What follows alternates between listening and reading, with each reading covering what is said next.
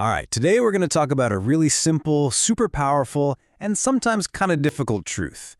It's this idea that if we want our lives to look different, we have to do something different. Why? Because nothing changes if nothing changes. So let's start with a feeling that I'm pretty sure we all know a little too well. We're going to call it the cycle of stuck. I mean, really think about that for a second. Does that hit a little close to home? You know that feeling? Like you're just running in place, where Monday just kind of blurs into Friday, and you can't really point to any real progress? And this is what that cycle usually looks like in real life, right? You wake up, you've got all these great intentions, but the first thing you do is grab your phone and start scrolling.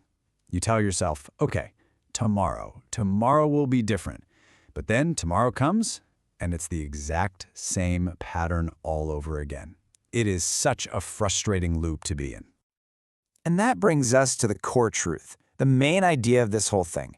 This is the sentence we tend to ignore while we're waiting around for motivation to strike or for the perfect time to magically show up. But the reality is just super simple. If you change nothing, nothing will change. So if we know this is true, why is it so incredibly hard to actually break that cycle? Well, to get that, we've got to dive into the psychology of why we fight against change and cling so tightly to what we already know. It really all comes down to one thing: habit. And a habit isn't just something you do. It's like a default setting in your brain. Our brains are literally wired to save energy, and the easiest way to do that is to just repeat what's familiar. That's why just hoping for things to be different almost never works.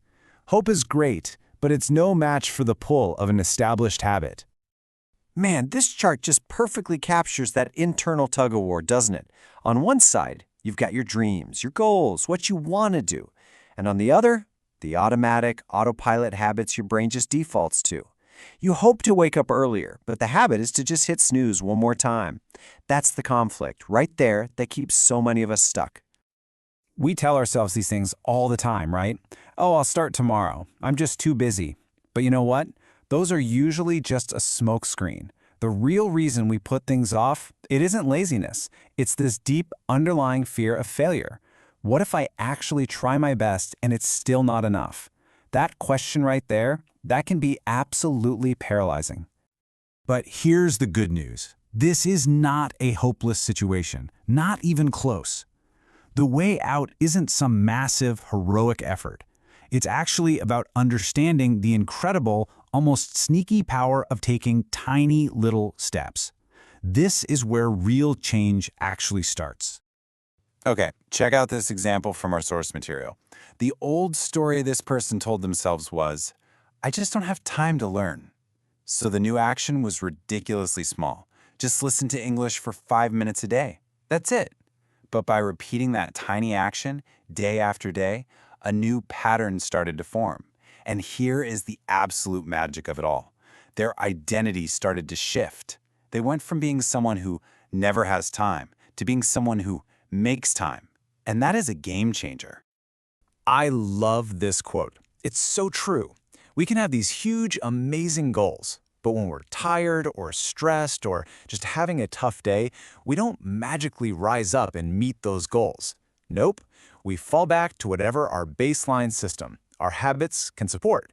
So the real work isn't just setting goals, it's building better habits. And that means we have to make a huge mental shift. We've got to stop chasing perfection. It's not about doing something perfectly once. The goal is to build a new pattern, even if that pattern starts out so small it feels insignificant.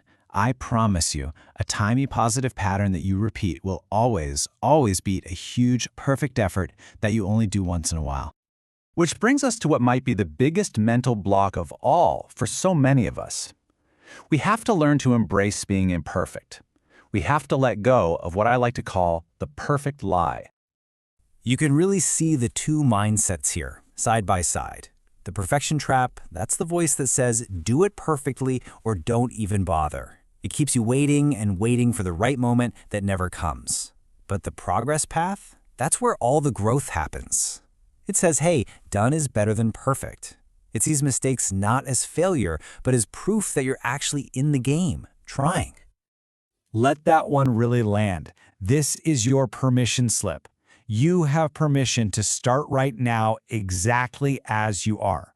You don't need a flawless plan.